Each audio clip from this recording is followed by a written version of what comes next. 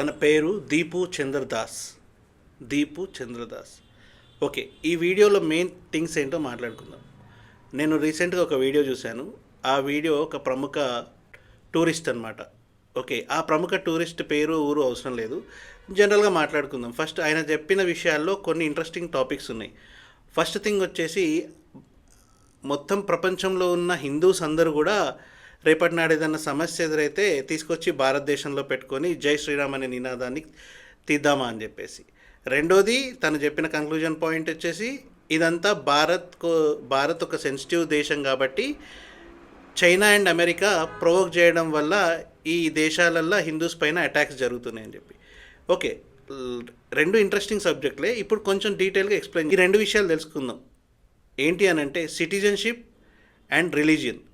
Citizenship అంటే protection, religion అంటే identity, but national legalised కాదు. ఓకే, డిఫరెన్స్ ఏంటి అనేది మాట్లాడుకుందాం. ఎగ్జాంపుల్, ఇప్పుడు బంగ్లాదేశ్లో జరుగుతున్న ఇన్సిడెంటే, దీపు చంద్రదాస్ని కిరాతకంగా హిందూని కొట్టి చంపేశారు, రైట్? దీపు చంద్రదాస్ ఇండియా నుంచి వెళ్ళి సెటిల్ అయి ఉంటే కనుక అక్కడ గవర్నమెంట్ ఫెసిలిటీస్, లైక్ అక్కడ అఫీషియల్గా దీపు చంద్రదాస్ అనే క్యాండిడేట్ ఎవరైతే చనిపోయాడో ఆ క్యాండిడేట్కి సంబంధించి అన్ని పర్మిటెడ్గానే తను ఉంటే, అంటే ఇండియా నుంచి వెళ్ళి తను అక్కడ సెటిలర్గా అయి ఉంటే కనుక బంగ్లాదేశ్కి సంబంధించిన గవర్నమెంట్ ప్రకారం ఏవైతే డాక్యుమెంటేషన్స్ ఉన్నాయో అవన్నీ క్లియర్ చేసుకుంటే ఆయన అక్కడ సిటిజన్షిప్. ఇంకా క్లియర్గా చెప్పాలి అని అంటే, అమెరికాలో మన ఫ్రెండ్ ఎవరన్నా ఉంటే వాడికి గ్రీన్ కార్డ్ వచ్చి ఉంటే కనుక వాడు అమెరికన్ సిటిజన్గా ప్రూవెన్ ఎలా అవుతుంటుందో సేమ్ బంగ్లాదేశ్కి సంబంధించిన ఫ్యాక్టర్ని అలా ఎగ్జాంపుల్గా చెప్పాను. సో ఇన్ కేస్ యాన్సిస్టర్స్ నుంచి వాళ్ళు డిఫరెంట్ కంట్రీస్లో ఉన్నారు అనుకుంటే, వాళ్ళు ఆల్రెడీ ఆ నేషనాలిటీకి సంబంధించిన ఆ రిలీజియన్ పర్సన్స్, అర్థమైందా? ఆ నేషనాలిటీకి సంబంధించిన ఆ religions persons. For example, same Deepu Chander వాళ్ళ తాతల కాలం నుంచి అక్రమంగా కాకుండా దేశం విడిపోనప్పటి నుంచి వాళ్ళు అక్కడే ఉండుండి ఈ నేషనాలిటీ ఈ రిలీజియన్ని కంటిన్యూ చేస్తే అంటే తను హిందూ అయితే హిందూ, క్రిస్టియన్ అయితే క్రిస్టియన్, ముస్లిం అయితే ముస్లిం, ఏదైతే రిలీజియన్ని కంటిన్యూ చేస్తున్నాడో ఆ నేషనాలిటీలో ఆ రిలీజియన్కి సంబంధించిన పర్సన్. సో ఇప్పుడు ఈ ఇన్సిడెంట్కి సంబంధించి ఎవరు బాధ్యత తీసుకోవాలి అని అంటే, ఇట్స్ వెరీ క్లియర్.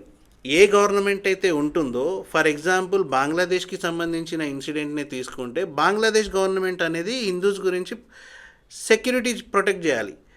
ఇక్కడ గవర్నమెంట్ ఫెయిల్ అవుతుంది, అంటే వాళ్ళ గవర్నమెంటే హిందూస్ పైన అగెనిస్ట్గా చేస్తుంది. ఆ వీడియోలో తను చెప్పినట్టు ఏంటి అని అంటే, ఇది పొలిటికల్ గేమ్ అనిపించడానికి చాలా రీజన్స్ ఉన్నాయి. ఎందుకు అని అంటే, ఇండియా అనేది చాలా సెన్సిటివ్ కంట్రీ.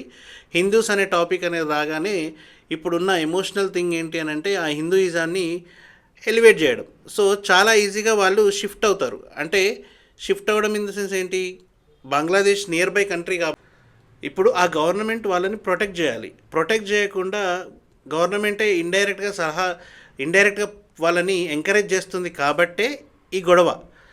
ఇన్ కేస్ ఇప్పుడు అమెరికాలో ఉన్న హిందూస్ పైన అక్కడ ఉన్న కమ్యూనిటీ వాళ్ళు మన వాళ్ళపైన దాడులు చేశారనుకోండి, అప్పుడు వాళ్ళ గవర్నమెంట్ అనేది యాక్షన్ తీసుకుంటుంది. ఎందుకంటే ఇది అన్ని కంట్రీలలో జరగదు, ఓన్లీ ఇస్లామిక్ కంట్రీలో మాత్రమే హిందువుల పైన దాడి జరుగుతుంది, క్రిస్టియన్స్ పైన దాడి జరుగుతుంది. ఏ రిలీజియన్ అయినా కానీ ఇస్లామిక్ కంట్రీస్ నుంచి మాత్రమే జరుగుతుంది. అలా అని చెప్పేసి అక్కడ ఉన్న వాళ్ళందరినీ ఇండియాలో తీసుకొచ్చి పెట్టుకోవాలనేది కాదు రూల్. ఎక్కడ హిందూస్ ఉన్నా ఇండియాకి రావాలి, ఇండియాలో తీసుకొచ్చుకోవచ్చు అని అంటే దానికి కూడా ఒక రూల్ ఉంది. ఏంటి అని అంటే, they can appeal to Indian government, we want to go to India అని. అప్పుడు కూడా వాళ్ళు ఆటోమేటిక్గా ఇండియాకి రారు, వాళ్ళ సిటిజన్షిప్ ఏమో ఇక్కడ ఇండియాలో డెవలప్ అవ్వదు. వాళ్ళకి ఏంటి అని అంటే సెక్యూరిటీ ప్రొవైడ్ చేయగలుగుతుంది. ఎందుకంటే మేము అన్సెక్యూర్డ్గా ఉన్నాము ఆ దేశంలో అని చెప్పేసి సెక్యూరిటీ ప్రొవైడ్ చేయగలుగుతుంది.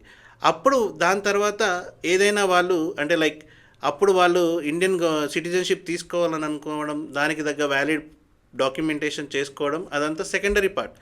కానీ ఇక్కడ హిందూస్ ఉన్న ఏ కంట్రీలో అయినా హిందూస్ పైన అటాక్ జరిగినా, వేరే మతస్థులపైన అటాక్ జరిగినా ఆ గవర్నమెంట్ మాత్రమే చర్యలు తీసుకోవాలి. ఖచ్చితంగా 100% ప్రొటెస్ట్ అనేది ప్రపంచవ్యాప్తంగా జరుగుతూనే ఉంటుంది. అందులో భాగంగా హిందూస్ అనేది మనకు చాలా సెన్సిటివ్ టాపిక్. ఎందుకు అని అంటే, బంగ్లాదేశ్, పాకిస్తాన్ మన పక్కపక్కనే ఉన్నాయి. అక్కడ హిందూస్ గురించి మన వాళ్ళు ఫైట్ చేస్తారు ఖచ్చితంగా. మన గవర్నమెంట్ యాక్షన్ తీసుకున్నా ఆ గవర్నమెంట్ సపోర్ట్ చేయాలి. అది చెయ్యని పక్షాన వాళ్ళు మన వాళ్ళు బార్డర్స్ క్రాస్ అవుతే గనక ఆ బార్డర్స్ క్రాస్ అయ్యి ఏదైనా అగెనిస్ట్గా చేస్తే అప్పుడు మన కంట్రీకి వాళ్ళ కంట్రీకి వార్ అనేది వస్తుంది తప్పితే ఈ రిలీజియన్ సెగ్మెంట్ పైన వార్ రాదు. బంగ్లాదేశ్లో ఆల్రెడీ క్లియర్గా చెప్తున్నది ఏంటి, మన 7 సిస్టర్స్ని ఆక్యుపై చేస్తాము అని చెప్పేసి. ఈ చికెన్ నెక్ బార్డర్ ఏదైతే ఉందో చైనా దాంట్లోకి ఎంటర్ అవ్వాలని చూస్తుంది. సో దానికి చైనా బంగ్లాదేశ్ని సపోర్ట్ చేస్తుందన్న విషయం ఇంతకుముందు కూడా చెప్పుకున్నాం.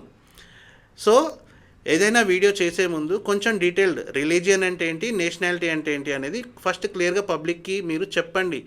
మీకున్న ఫాలోవర్షిప్కి, మీకున్న వ్యూవర్షిప్కి ఒక కరెక్ట్ న్యూస్ని స్ప్రెడ్ చేయండి.